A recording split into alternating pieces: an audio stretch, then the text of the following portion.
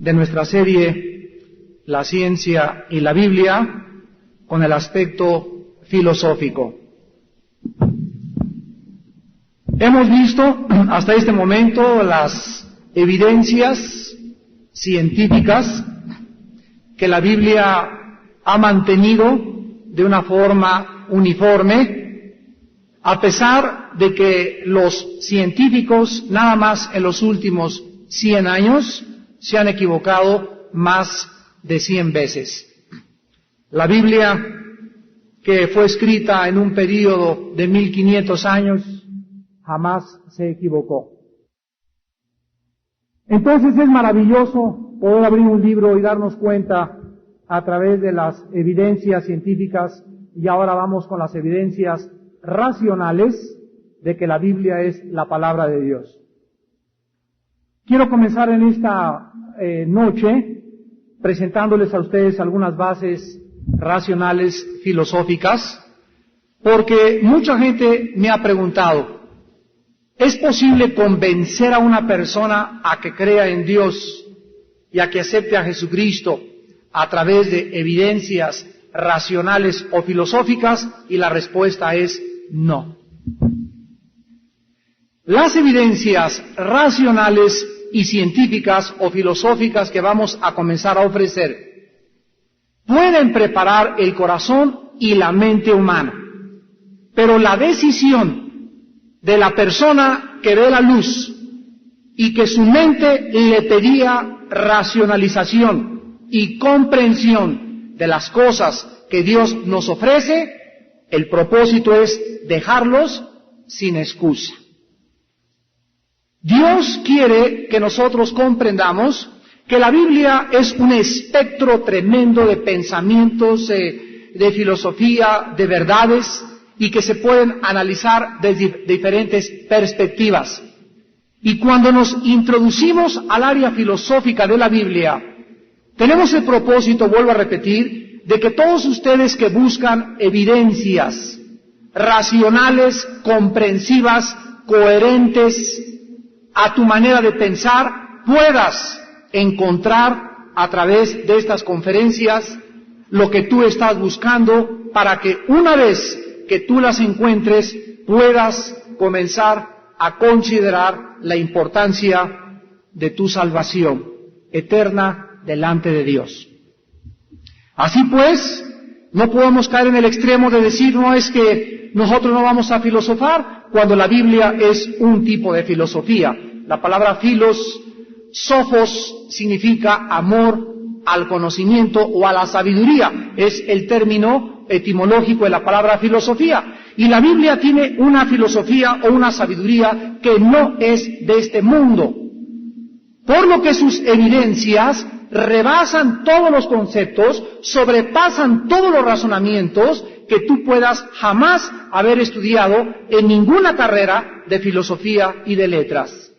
Cuando acabemos esta serie de la ciencia y la Biblia, con esta última parte, repito, que vamos en esta noche a iniciar, voy a iniciar una nueva serie que se va a llamar La filosofía y la Biblia, donde no vamos a examinar lo que vamos a examinar en esta serie, la ciencia y la Biblia, porque voy a examinar nada más 3 filosofías con respecto a la creación. Pero después, cuando iniciemos la nueva serie, la ciencia y la filosofía, voy a presentarles a ustedes el mayor número de sistemas de pensamiento que prevalecen en el siglo XX, en Europa, en el Asia, en Estados Unidos, en Norteamérica, en Inglaterra, en Francia, desde Jean-Paul Sartre, Friedrich Nietzsche y todos los grandes pensadores, a la luz de las Sagradas Escrituras. Va a estar tremenda esta serie, y yo le pido a Dios de veras que en el mundo que vivimos podamos formar jóvenes universitarios, inteligentes, profesionistas como muchos de ustedes, que no solamente se paren enfrente de un auditorio y los hagan pedazos, sino que tengan ustedes las armas para poder presentar, como dice en 1 de Pedro capítulo 2, con mansedumbre la esperanza que Dios nos ha dejado. El apóstol Pablo escribió en el Filipenses capítulo 1, estoy puesto para la defensa del Evangelio. Entonces el mundo requiere de nosotros preguntas, y esta es nuestra época, amados hermanos. Este es el momento precioso, crítico, crucial del siglo en que vivimos y que vamos a entrar al otro siglo, en el cual vamos nosotros, más que nunca, repito, a tener oportunidades de defender de una forma científica, filosófica, antropológica y desde el punto de vista que la gente quiera, aquí hay respuestas en las Sagradas Escrituras. Vamos a leer 3 pasajes en esta noche para sentar nuestras bases de nuestro estudio. El primero lo encontramos en el libro de los Proverbios, capítulo 19, versículo 27. Dice Proverbios 19, 27, cesa, hijo mío, de oír las enseñanzas que te hacen divagar de las razones de sabiduría. Aquí esto que estamos leyendo fue escrito hace 3000 años. 1000 años antes de Cristo, hace 3000 años de nuestra época.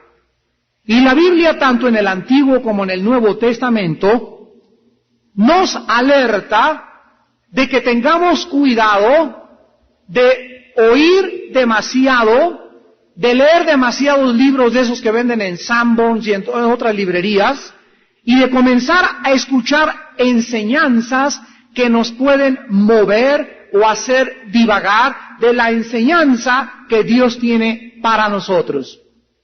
La Biblia no nos prohíbe que leamos a Platón, ni a Demóstenes, ni a Sócrates, ni a Plino, ni a Parménides, etcétera, etcétera. Pero la Biblia sí nos advierte, lo vamos a ver a continuación con los otros 2 pasajes, que cuando yo me acerque a leer a Platón, cuando me acerque a leer a Oscar Wilde, cuando me acerque a leer a William Shakespeare, venga a estudiar los libros de Platón con el filtro de la Biblia, que me ponga unos lentes especiales y que con estos lentes, que es la palabra de Dios, pueda filtrar la información para que esta información no me haga daño.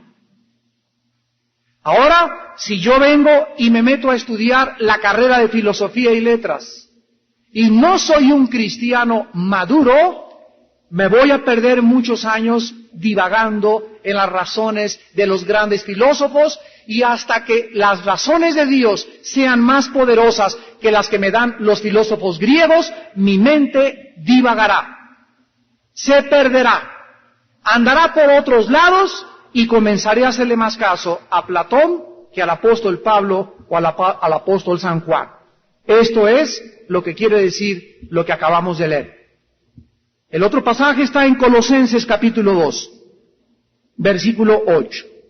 Espero que todos sepan de memoria este versículo porque es muy importante memorizarlo. Mirad que nadie los engañe por medio de ¿qué? Filosofías. La Biblia nos advierte que las filosofías del mundo nos pueden engañar. Esta es la razón por las cuales vamos a exponer estas filosofías. Esta es la razón por la cual las vamos a desnudar. Vamos a ventanearlas, vamos a abrir realmente y a revelar lo que se encuentra detrás de los pensamientos de estos disque grandes pensadores del siglo XX. Cuídense, dice la Biblia, porque pueden ser engañados por medio de filosofías y huecas sutilezas, según las tradiciones de los hombres, conforme a los rudimentos del mundo, y no según Cristo. Entonces, no solamente podemos divagar si si leemos más libros del mundo que la palabra de Dios, sino que también podemos ser engañados. Y aquí la palabra en el original griego significa salirse del camino. Miren que algún sistema de pensamiento que no provenga de la Biblia los saque fuera del camino de Jesucristo. Esto es lo que el Espíritu Santo nos quiere alertar en esta noche. Y es muy fácil, repito, si no tienes fundamentos sólidos en la palabra de Dios, de desviarte del camino de la verdad. Y en tercero y último lugar, la primera carta a Timoteo, capítulo 6, versículos del 3 al 5. Dice el apóstol Pablo en 1 Timoteo 6, del 3 al 5, si alguno enseña otra cosa y no se conforma a las sanas o saludables también palabras de nuestro Señor Jesucristo y a la doctrina que es conforme a la piedad, número 1, está envanecido. 2, nada sabe. 3, delira acerca de cuestiones y contiendas de palabras de las cuales nacen envidias, pleitos, blasfemias, malas sospechas, disputas necias de 4, hombres corruptos de entendimiento, y 5, privados de la verdad, que toman la piedad como fuente de ganancia. Apártate de los tales. Y así es cuando nosotros encontramos en el siglo XX este tipo de personas que están descritas hace 2000 años en la Biblia y que ocupan las pantallas de la televisión, las pantallas cinematográficas, las portadas de los principales libros, hombres que son homosexuales, anunciando y dando consejos como Walter Mercado al presidente Clinton y a la gente y a las amas de casa, otra señora que es bruja y que es la consejera de la esposa de un presidente, y por todo el mundo encontramos de qué forma estos hombres envanecidos, ignorantes, deliran, dice la Biblia, es como si tuvieran 5 cartuchos de marihuana que se hayan fumado y comienzan a hablar incoherencias y cosas tan tontas, que los ovnis y que esto y el otro y que por allí y por allá, y la teoría protoplasmática y la filosofía de la dianética y de la cienciología y de el control mental y del vudú yoga y de todas estas cosas y todas estas filosofías y pensamientos traídos todos ellos a la luz de la palabra de Dios. Entonces descubrimos verdaderamente cuán engañados y qué tontos éramos, porque no podíamos discernir la verdad del error, la luz de las tinieblas. Si no tuviéramos la Biblia, como un capitán en un barco no tiene una carta de navegación y como un piloto no trae instrumentos en el aire, perderíamos totalmente el rumbo. Por eso, dice el apóstol Pedro, haríamos bien en estar atentos a la Biblia como si estuviéramos viviendo ¿en dónde? En un lugar oscuro. La Biblia dice que de todos los libros del mundo, los millones de pensadores y escritores y dramaturgos y novelistas y filósofos de todas las bibliotecas que llenan los billones de volúmenes de literatura y filosofía, ninguno de ellos contiene la verdad más que este santo libro.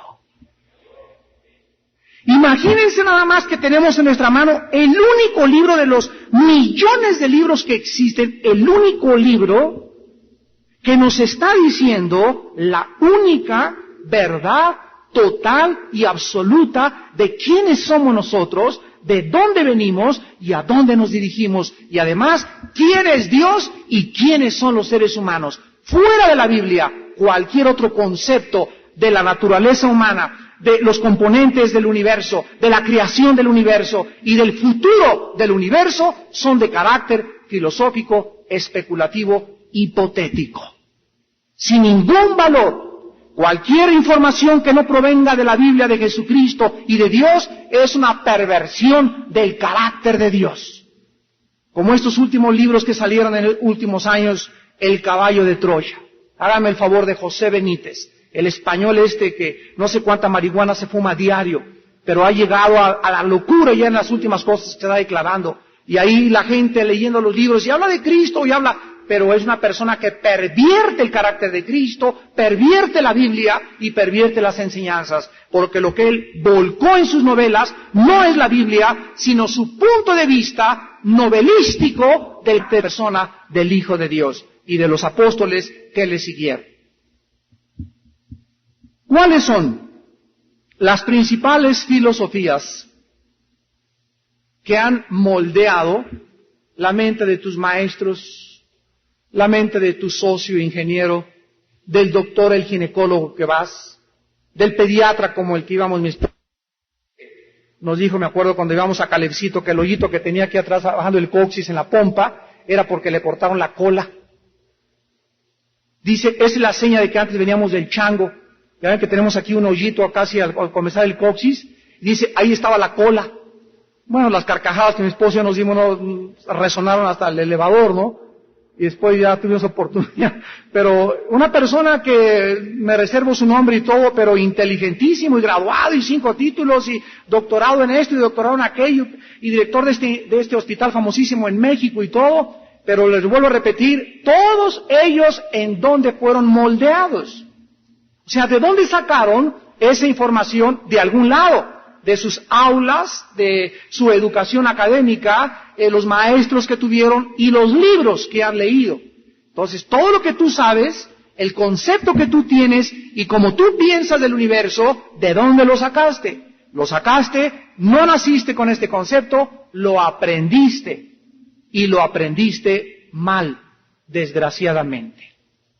Por eso dice en Primera de Pedro que Dios nos rescató de nuestra vana manera de vivir. Dios nos sacó de un tipo de vida hueca y vana que no tenía ningún fundamento.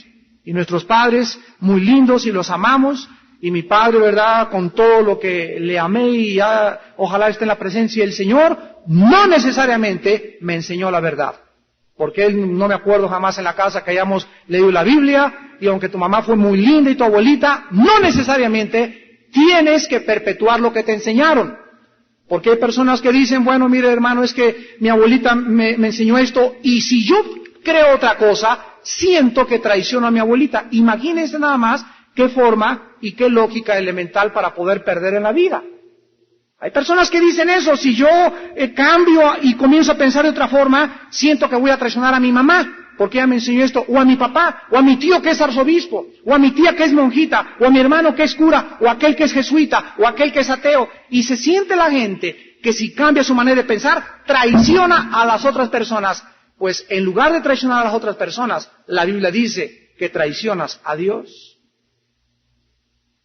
Entonces tú tienes que llegar a un punto en el que tienes que decidir si vas a creer solamente porque te vas a sentir que traicionas a los que te lo enseñaron, o vas a creer porque estás convencido que es la verdad. Y escucha esto, si a mí me enseñaron mal, yo tengo la responsabilidad de no perpetuar la mentira con mis hijos.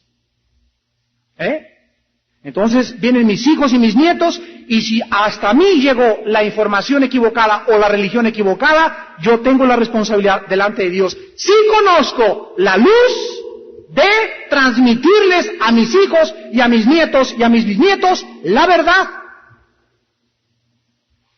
Porque si dices, tengo miedo de traicionar a tus hijos, tú vas a traicionar y vas a cometer el error que tal vez tus padres no cometieron. Tus padres sinceramente estaban equivocados y te transmitieron algo que tal vez estaba equivocado, pero tú sabiéndolo y conociéndolo y transmitiéndolo equivocadamente a tus hijos, te vuelves en un traidor a la luz.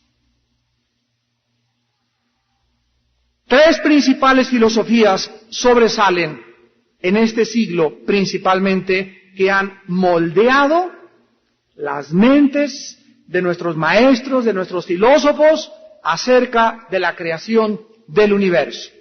Vamos a abarcar estas 3 filosofías porque son las 3 que están relacionadas con nuestra serie de la ciencia y la Biblia. La primera es la filosofía del materialismo, así se llama, el materialismo. La segunda es el panteísmo y la tercera es el teísmo, que es la que nosotros abrazamos y que es la filosofía cristiana, el teísmo o el creer que Dios hizo de la nada el universo. Vamos a comenzar en primer lugar a explicar estos términos. El materialista cree que todo proviene de la materia. En el latín se dice ex materia, ex de la materia. Eso es lo que cree el materialista. Vamos a ver que el materialista cree que la mente es todo y que todo proviene de la mente y que no son más que jugos químicos y líquidos químicos el pensamiento, y bueno, el punto de vista materialista, ¿verdad?, raya en la insanidad mental. El panteísmo cree que todo es Dios. El micrófono es Dios, esto es Dios, y esta es la filosofía que han abrazado los gurús. Todos los filósofos del Oriente, los gurús, los ramayanas, los hindúes, todos ellos han traído al Occidente la filosofía del panteísmo. Si tú practicaste el yoga, o ibas a Chapultepec, o practicaste la meditación trascendental, o tomaste clases de yoga, te enseñaron que todo es Dios, que tú tienes a Dios, que todos somos dioses, y que hay que descubrir la divinidad dentro de nosotros. Y en tercer lugar, el teísmo, que enseña ex nihilo, que de la nada proviene todo, como lo creemos en la palabra de Dios. Vamos pues a comenzar con el materialismo. El materialismo, o la perspectiva materialista de la creación, contiene la siguiente proposición. Los materialistas creen que la materia es eterna. Básicamente, que la energía física, la materia es eterna. Dicen que siempre ha existido, por lo que siempre existirá. El físico de tu universidad, si pertenece al materialismo, te va a decir lo siguiente: la energía no puede ser creada ni destruida, y este postulado pertenece a la primera ley de las termodinámicas. Como conclusión, tiene que ser verdad. El materialista aplica este principio de las leyes de las termodinámicas al universo y concluye que todo es eterno. La Biblia, en contraste, en Hebreos, capítulo 1, versículos del 10 al 12, nos muestra totalmente lo contrario.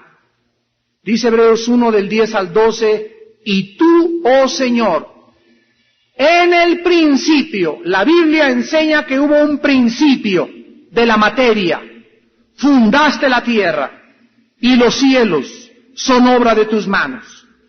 Ellos perecerán, mas tú permaneces. Todos ellos se envejecerán como una vestidura. Como un vestido los envolverás y serán mudados. Pero tú eres el mismo y tus años no acabarán. La Biblia, al contrario de la filosofía materialista, enseña que hubo un principio y habrá un final. Lo vamos a ver en el argumento cosmológico, teleológico y ontológico a continuación. Hay un principio, hay un final. No es cierto que la materia siempre ha existido, no es cierto que la materia siempre existirá. La materia que nosotros vemos, el mundo y las cosas, serán deshechas por el fuego en el día del Señor en un tiempo futuro. Ahora bien, dentro del materialismo hay dos subdivisiones: el platonismo y el ateísmo.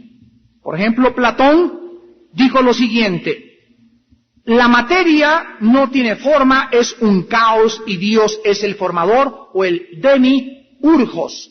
Así consideraba Platón su filosofía.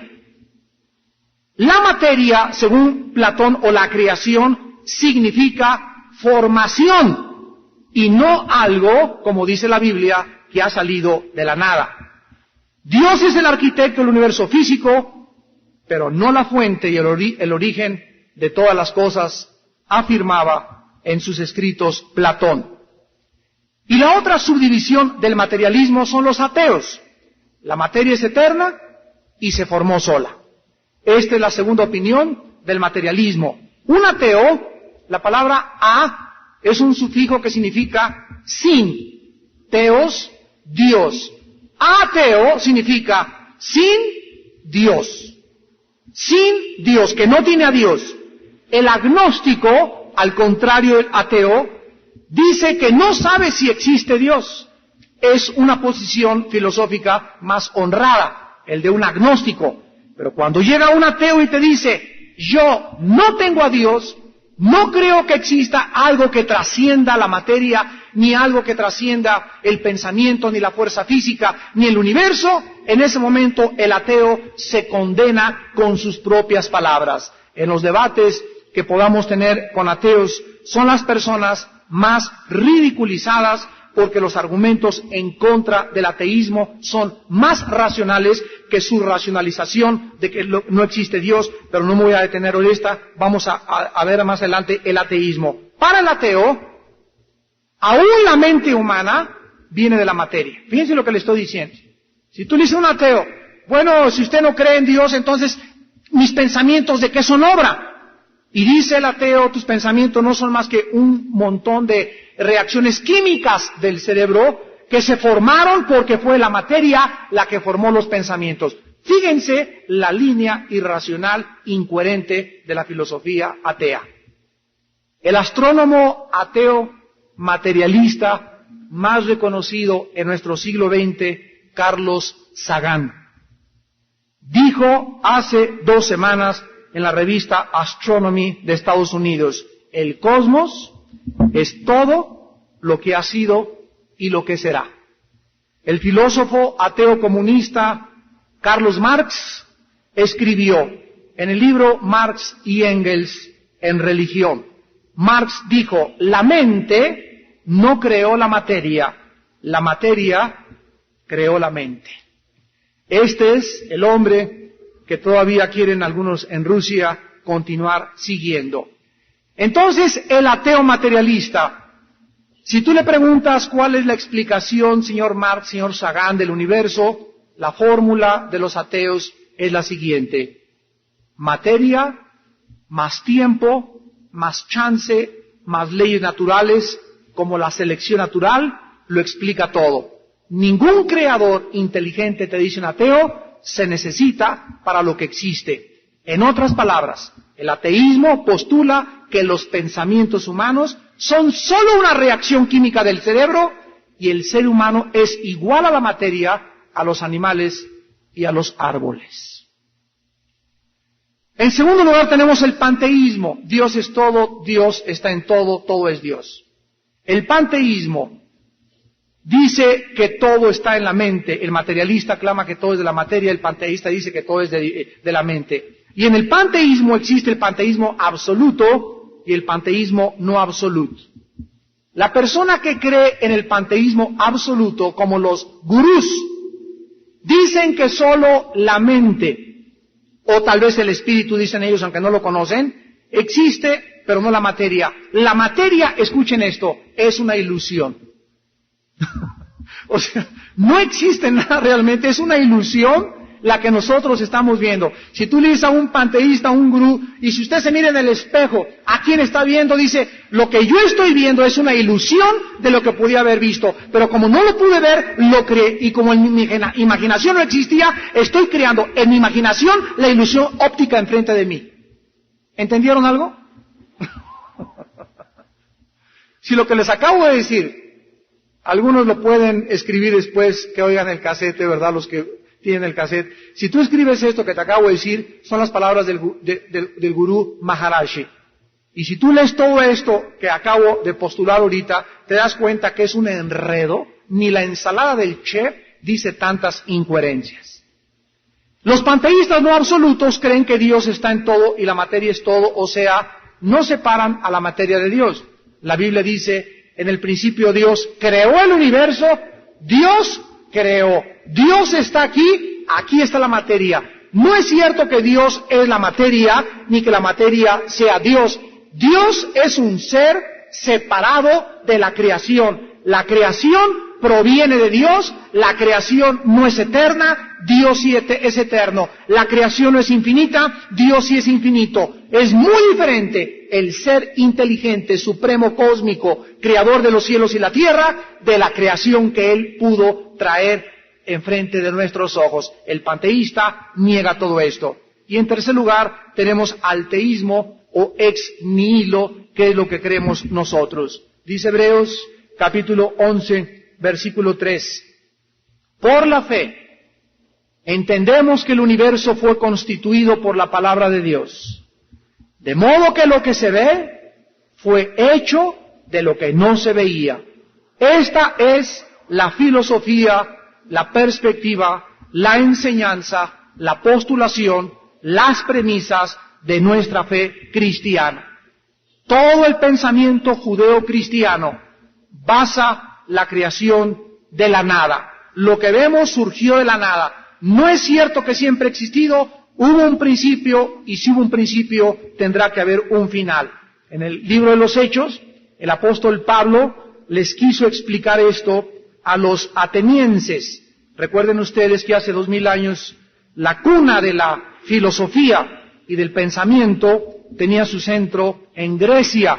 Y ahí Pablo se acercó al Areópago y les dijo en el versículo 24 al 28, el Dios que hizo el mundo y todas las cosas que en él hay, siendo Señor del cielo y de la tierra, no habita en templos hechos por manos humanas, ni es honrado por manos de hombres, como si necesitase de algo, pues Él es quien da a todos vida y aliento y todas las cosas. Y de una sangre ha hecho todo el linaje de los hombres, para que habiten sobre la faz de la tierra, y les ha prefijado el orden de los tiempos y los límites de su habitación, para que busquen a Dios, si en alguna manera, palpando, puedan hallarle, aunque ciertamente no está lejos de cada uno de nosotros, porque en Él vivimos y nos movemos y somos, como algunos de vuestros propios poetas también han dicho, porque linaje suyo somos. Aquí Pablo les explica a los griegos quién es Dios, y lo primero que Pablo les presenta a los griegos es la creación. El Dios que creó, ahí comienza Pablo su sermón, que Dios, el Dios de la Biblia, el que envió a Jesucristo, que acababa de morir en una cruz, es el Dios que hizo todas las cosas.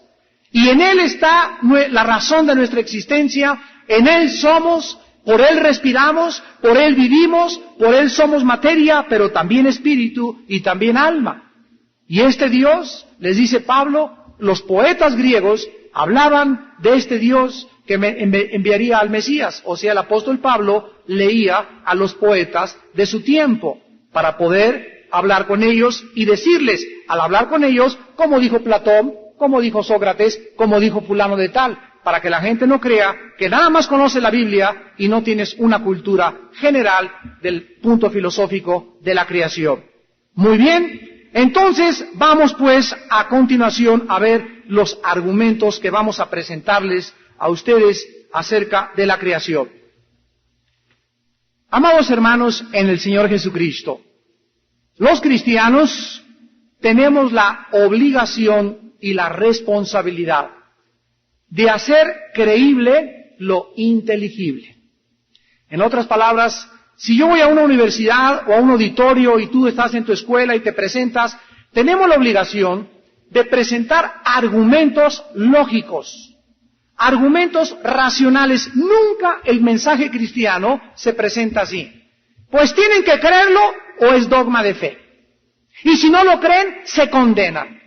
A la gente le tienes que presentar evidencias lógicas, racionales, para que aquí adentro les haga un clic en la mente y comiencen a entender que realmente es lógico lo que les estás predicando, que tiene mucho sentido común, que es bastante racional y que necesitan un Salvador. Por eso el cristianismo no está basado en dogmas ni en liturgias, sino está basado en evidencias que Dios nos ha querido dejar a través de las Sagradas Escrituras. El gran teólogo Agustín de Hipona dijo en los primeros siglos, primero cree, después comprende. Vemos a continuación entonces 4 argumentos lógicos, racionales de la creación. El argumento cosmológico, el argumento ontológico, el teleológico y el argumento moral. Vamos con el primero, el argumento cosmológico. Tú vas a llegar a tu escuela, vas a tener una reunión, una cena con doctores y con profesionistas ahí en tu casa y les vas a demostrar el argumento cosmológico que tiene que existir una causa infinita para el universo creado de Dios. Número 1. En el argumento cosmológico se presentan las causas infinitas. 2. En el argumento ontológico vamos a demostrar que existe una causa que está sustentando lo que existe. Y al demostrárselas lógicamente, tienen que comenzar a acercarse que esa causa siempre los llevaremos al Dios de la Biblia. En el argumento teleológico les vamos a demostrar que existe una causa no solamente infinita, no solamente racional, sino también inteligente para todas las cosas que existen. Y en cuarto lugar, con el argumento moral, les vamos a demostrar que existe un legislador moral. Una vez un ateo me dijo, yo no creo en Dios, y le dije solamente esto: ¿usted cree en el mal y en el bien? Sí. Bueno, si hay un mal, hay un bien. Si hay un bien, hay un mal. Sí, me contestó. Yo le dije entonces, ¿desde qué punto de vista y quién es el que rige o el que le dice que es el mal? Me dice, pues yo solo. Bueno, le dije, si usted es su propio legislador de su propia moral, fíjese que aquí hay países en el mundo en que se comen a las personas.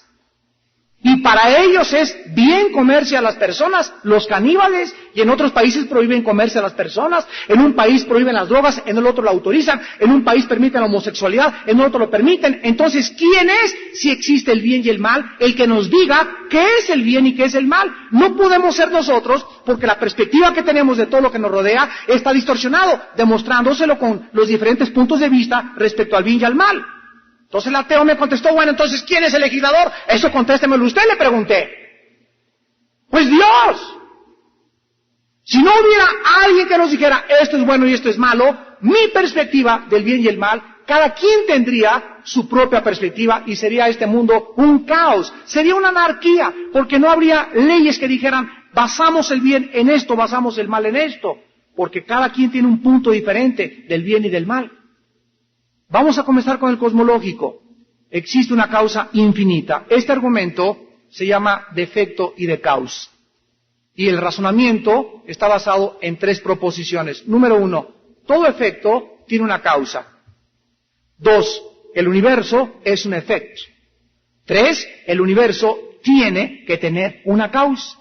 Hasta ahí no hay nadie que te diga no es cierto. Ahora bien, si el universo tuvo un comienzo, tiene que haber tenido un creador, porque nunca se ha demostrado científicamente que la materia surge de la nada, que una rana se crea a través de X años, o que un mapache, que una jirafa con su cuello largo, un caballo con la resistencia a un camello, un hipopótamo, y más un ser humano formado en el vientre de una mujer. Nunca se ha podido demostrar eso. La nada no puede ser la causa de algo. Y si el algo existe, tiene que tener un quién de quien haya traído eso a la existencia. Este es el argumento cosmológico. 2, el ontológico. El ontológico demuestra que tiene que haber una causa que gobierne y sustente el universo. Que los planetas no se salgan de su órbita, que los átomos mantengan su cohesión, que el oxígeno que respiramos sea siempre equilibrado con tanto de hidrógeno, que todo hay un balance entre el mar y la tierra. Todo está equilibrado, hay un orden y hay un diseño. El argumento ontológico se basa en 3 proposiciones. Número 1, Dios es por definición un ser necesario. 2, un ser necesario es uno que no puede no existir. Porque si no existiera, no sería necesario. Pero si existe, es porque es necesario. Y si es necesario, es porque la creación no puede subsistir innecesariamente en un ser que no es necesario. ¿Lo repito? Bueno, yo sé que traen la parabólica en esta noche. Así que, en tercer lugar, un ser necesario tiene que existir. El argumento ontológico comienza con la idea de un ser necesario, y les voy a demostrar cómo.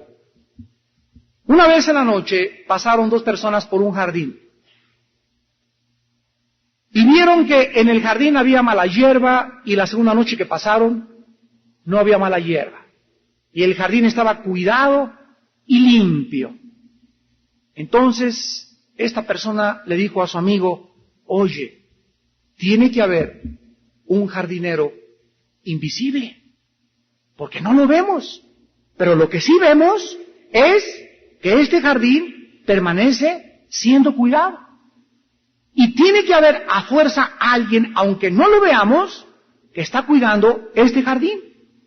Sin un jardinero, el jardín no estaría bien cuidado. Como conclusión, el universo es este jardín bien cuidado. Hay un orden, hay un diseño en todo lo que existe. La pregunta es, ¿quién lo ordenó? ¿Quién lo diseñó? ¿Y quién lo sostiene? ¿Y quién lo sigue cuidando? Nadie podría concluir más que el jardinero invisible. Esta lógica elemental y esta racionalización es absolutamente indebatible. Cualquiera que diga no existe Dios, remóntalo al orden y al universo que existe a nuestro alrededor y muéstrale que así como es imposible deducir y concluir que un jardín bien cuidado no está alguien detrás de él, aunque tú no lo veas, no puedes concluir y decir que el orden y el diseño y el sustento del universo es el resultado de la nada y del accidente. Es imposible racionalmente, filosóficamente hablando. En tercer lugar tenemos el argumento teleológico, o sea, existe una causa inteligente. La palabra teleológico, la palabra teleos, es la palabra que significa diseño o propósito. Y este argumento, al igual que el cosmológico, razona igual, de efecto a causa. Mientras que el argumento cosmológico razona de un efecto finito o dependiente, este argumento, el teleológico, es y demuestra un razonamiento de un efecto con un diseño y con un propósito. Y estos son los puntos de este razonamiento. Número 1, todo diseño inteligente, un reloj, tiene que tener un diseñador inteligente. 2, el mundo manifiesta y el universo que nos rodea un diseño inteligente o no inteligente. Inteligente. 3, por lo tanto, si hay un diseño inteligente a nuestro alrededor, tiene que existir un diseñador inteligente de su diseño. Porque lo inteligente tiene que surgir de una inteligencia superior. Porque lo que ha sido inteligentemente diseñado por algo superior, lo superior tiene que ser de una inteligencia que no puede medirse inteligentemente desde el orden finito. Si un salvaje va por el desierto y encuentra un reloj con las manecillas perfectamente dando la vuelta y cronológicamente perfecto y exacto, tiene que concluir el salvaje, aunque no haya ido a la universidad ni a la primaria, esto fue creado por alguien. Las arenas del desierto no formaron las manecillas ni algo inteligente. Si me encuentro el motor de un Volkswagen en el desierto, no puedo creer que las arenas del desierto metieron la manguera al distribuidor y la bomba en la gasolina y todas esas cosas y por accidente se puso todo junto. No, mi conclusión lógica es, tiene que haber alguien que lo diseñó. Nada, ningún diseño inteligente surge ni ha surgido de la nada. Y cuando nosotros observamos lo que nos rodea y el diseño que existe inteligente, los cielos cuentan la gloria de Dios, el firmamento la obra de sus manos. Salmo 19 del 1 al 2. La creación y todas las cosas que de Dios se conocen nos es manifiesto porque las cosas invisibles de Él se hacen visibles a través de la creación, siendo entendidas, comprendidas, siendo racionalizadas por medio de las cosas hechas, de manera que no tienen excusa. Romanos 1, 19 y 20. Nadie puede ver el universo y decir se hizo solo. Nadie puede ver el sol que se mete y se sale, el cálculo de oxígeno, el cálculo de calor, la cercanía del sol con la tierra, la distancia de la tierra, la inclinación de la tierra sobre su eje. Todas las cosas están perfectamente diseñadas. Ateos, cabezones.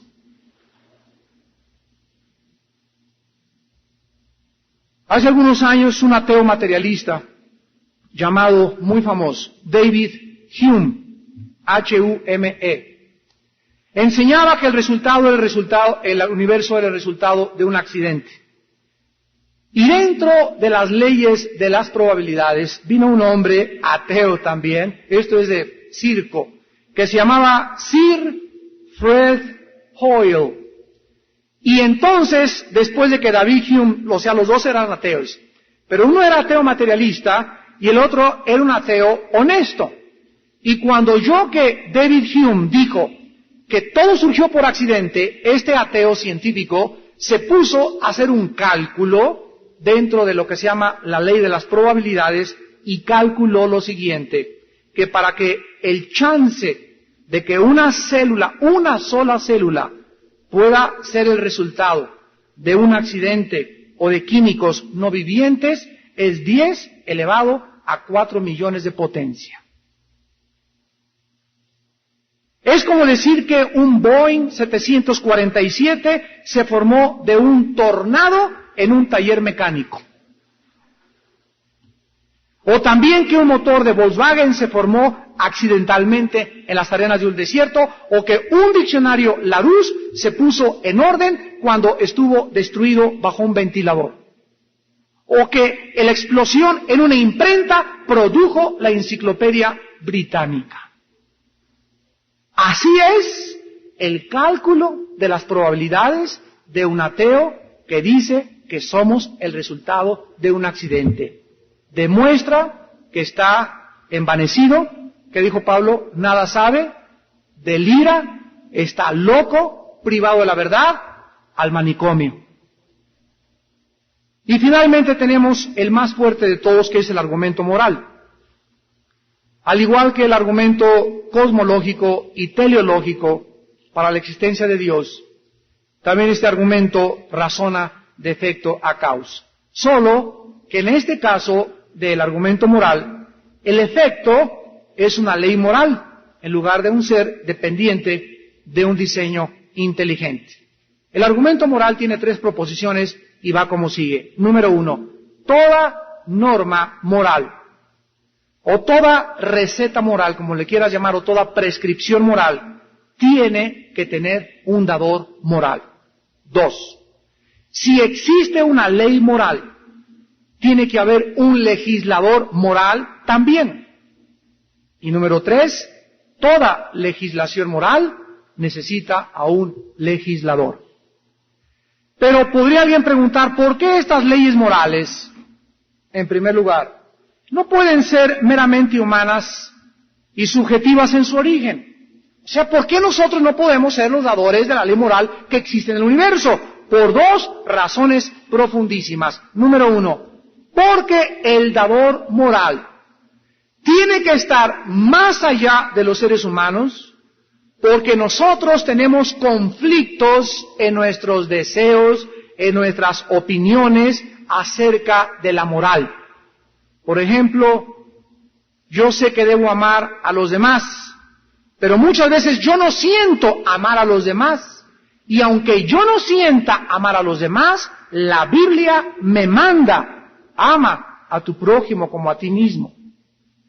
Cuando dice en Efesios 5:25, maridos, amar a vuestras mujeres, no dice Cristo, cuando sientas amarla, ámala. Nos dice, ámala uniforme y continuamente. Esto quiere decir lo siguiente, que nuestras emociones pululan, suben y bajan. Hay veces que me siento muy enamorado y hay flores, lo que tú quieras, y ahí sientes que bajas un pico y ya está, ya me cayó gorda. Y otra vez vas para arriba y tenemos épocas en que nuestros sentimientos y nuestras emociones no pueden, es imposible, humanamente hablando, que se mantengan estables, porque somos humanos, pululamos arriba y abajo, depresiones, y nos vamos para arriba y caemos y estamos así. Si nosotros somos seres que estamos sube y baja en nuestras emociones, cuando estemos arriba decimos esto es bueno, cuando estemos abajo, ¿cómo juzgamos lo que decimos cuando estábamos arriba? ¿Me entienden? Entonces, cuando Cristo nos dice, ama a tu esposa, Cristo dice, no tiene que ver con las emociones. Ni si lo sientes, ni si no lo sientes. Es una obligación moral. Así es. Te caiga gorda, no te caiga, amaneciste mala, no amaneciste de malas, ámala.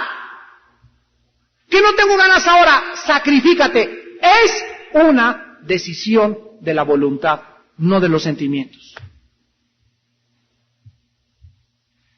En otras palabras, una persona me dice, bueno, fíjate, hermano, yo no puedo cambiar, soy como mi padre era secote, mi padre era duro conmigo, yo así por eso soy duro con mi esposa y soy secote con mis hijos. Yo le digo, pues cámbiame, me dice, no puedes decir eso porque todo lo puedo en Cristo que me fortalece. Si este muchacho sigue diciendo es que así mi padre fue y por eso soy tan amargada y por eso soy tan secota y por eso soy así con mis hijos porque mi madre fue así y le decían Juana la loca a mi mamá y a mi tío el chupacabras y yo tengo que, y bla bla bla bla bla bla, pues si mi tío fue así, si así te criaron, cambia, no puedo, no es cierto, es una decisión de cambiar. No puedo dejar el cigarro, no es cierto. No puedo dejar la pornografía, no es cierto. Todo lo que tengamos enfrente en nuestra mente lo podemos lograr. Si le dices a una montaña, pásate y échate al mar, con la fe todo es posible. No puedes sin Cristo, sí es cierto, pero con Él todo es posible. Vean la diferencia. ¿A qué vino nuestra vida? Dice Romanos 8, 3 y 4, lo que era imposible para la ley por cuanto era imposible para la carne. Dios envía a su Hijo en forma de carne y condena al pecado en la carne. Lo que no podíamos hacer sin Cristo, viene Cristo a nuestras vidas, invade el mundo invisible y el mundo terrenal para capacitarnos y hacer la ley de Dios. Juan 15, 5, separados de mí. No vas a poder dejar ni el cigarro, ni la pornografía, ni el amante, ni ser buen hombre, ni cambiar de carácter, no hay nada. Repito, esta imposibilidad es la que nos impide y nos detiene para que nosotros legislemos la ley. Por esta razón, número 1, dice Romanos 3:23, todos pecamos y todos fuimos destituidos de la gloria de Dios. Jeremías 17:9, el corazón es perverso y engañoso más que todas las cosas. Por esto no podemos nosotros ser los jueces de la humanidad ni los dadores de la ley. Imagínense vivir en los tiempos de los nazis, cuando Hitler mandó a matar a más de 6 millones de personas. Y número 2, la ley moral está más allá de todos nosotros, porque siempre nuestra tendencia es hacer el mal. El bien y el mal nunca podrán ser medidos a través de nuestra imperfección, porque todos nuestros conceptos al respecto estarían distorsionados. Ya les dije hace unos momentos, en algunos países está legalizada la droga, en otros se permite el aborto y la homosexualidad. Hay tribus donde permiten comerse a los seres humanos. Los nazis asesinaron en ese tiempo, en el tiempo de ellos, desde el 40 hasta el 45, en esos 5 años, a 6 millones de judíos o más, porque durante ese tiempo en el que los nazis prevalecieron en Alemania, ellos en su mente concluyeron, aceptaron la filosofía y la idea de que los judíos no eran humanos, eran ratones. Y en esa época, ¿qué hicieron ellos? Legislar la moral. ¿Pero cómo la legislaron? Equivocadamente, de acuerdo a su perspectiva enferma mental. ¿Se dan cuenta? Hace 2000 años los césares romanos mandaron decretar por todo el imperio romano, ordenar que cuando la gente venga ante el César, se paren y le diga, salve César, tú eres el curios en griego, tú eres el Señor. Y en ese momento los césares se hicieron dioses y prevaleció en el mundo romano millones de personas, menos en los cristianos, de que no era cierto, aunque todo el mundo estaba en contra de ellos, ellos estaban en contra del mundo. Y así será siempre en la vida cristiana. El mundo, la escuela, la televisión, verás en los anuncios, sexo seguro, use condón. ¡No es cierto! Es un engaño y la campaña del diablo. Los condones filtran el microvirus del SIDA el 45% de las veces, demostrado científicamente. Pero es una mentira. Fume cigarros Marlboro. ¿Ya saben ustedes que se murió el vaquero de los Marlboro? Hace 2 meses, ¿y saben de qué se murió? De enfisema pulmonar. Tan, tan, tan, tan, tan, tan, tan. Y en su caballo, Marlboro, un hombre varonil, vestido vaquero, en un caballo, y todos ahí en la televisión. cómprame Marlboro. Y el vaquero se muere de enfisema pulmonar. ¿Por qué? Porque el diablo está distribuyendo a nuestro alrededor filosofías, sistemas de pensamiento mentirosos. Él es el padre de la mentira. Estamos rodeados de mentiras.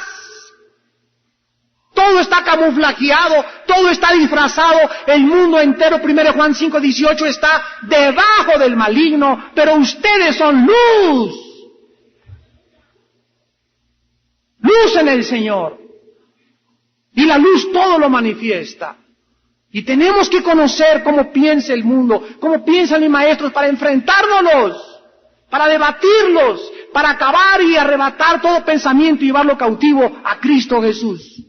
Esta es nuestra tarea.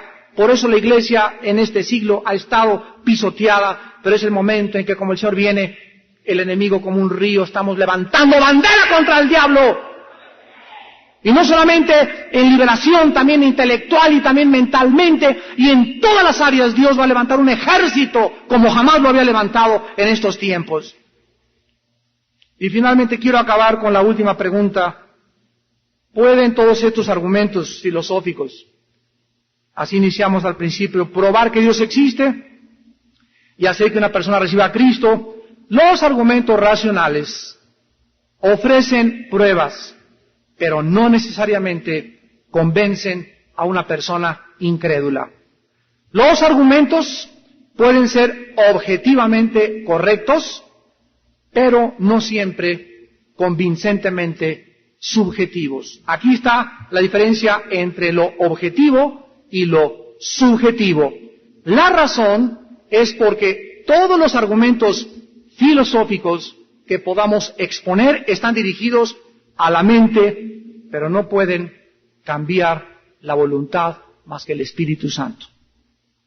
Dice un proverbio chino, una sola persona puede llevar un caballo al río, pero entre 100 no lo hacen beber. En otras palabras, te llevamos al río a través de los argumentos. Los argumentos traen a la gente al agua y te mostramos la cruz, te mostramos la racionalidad de la Escritura, la inteligencia de la palabra de Dios, pero tú en esta noche, a pesar de que puedas tener 1000 más argumentos, si tú no quieres, porque no te da la real gana, aunque se te aparezca San Gabriel en este momento, si tú no quieres creer, escúchame lo que te voy a decir, ni Dios mismo te puede forzar a creer. Es una decisión que determinará todo el destino de tu alma y de tu espíritu en el cielo o en el infierno. En Juan 16:8, Cristo dijo que cuando el Espíritu viniera, Él convencería de qué cosa, de pecado. Estos argumentos que vamos a estar los martes exponiendo serán para poder presentarte evidencias racionales si tú estabas buscando algo coherente y lógico en tu vida. Pero repito, si no usamos la palabra de Dios combinado con esto, porque el Espíritu Santo usa la Biblia, nada más. Si no es la Biblia la que se abre y la que se lee, no puede haber convicción de pecado. Y aquí debemos recordar también, ¿verdad?, que el simple hecho de que alguien diga, bueno, mire Señor, yo no necesito ser convencido porque siempre he creído en Dios. Déjame decirte algo, la salvación no es suficiente para tu vida con creer solamente en Dios, porque los demonios, dice Santiago 2:19, también creen y tiemblan. Ningún argumento racional puede llevar a nadie a la salvación, porque solamente el Espíritu Santo lo puede lograr. Dice Romanos 10:9 y 10, que si confesáramos con nuestra boca que Jesús es el Señor, hasta ahí vamos, cualquiera puede decir ahorita, Jesús es el Señor, intelectualmente, pero, dice a continuación, y si creyéramos en el corazón que Dios le resucitó de los muertos, seremos salvos. No basta creer que Jesús es el Señor. Hay mucha gente que dice, Cristo murió en la cruz, yo sé que Él es el Salvador, pero intelectualmente, hasta que con su corazón, al creer intelectualmente que Él murió en la cruz, le entreguen sus vidas, no eres salvo. Que te quede bien grabado esto. Hasta que tú no le sigas y le entregues tu vida y cambies tu manera de pensar, no puedes ser salvo. El cristianismo no es un paso de fe en la oscuridad, sino es un paso de fe en la luz que nos da muy buenas razones para creer en el Salvador.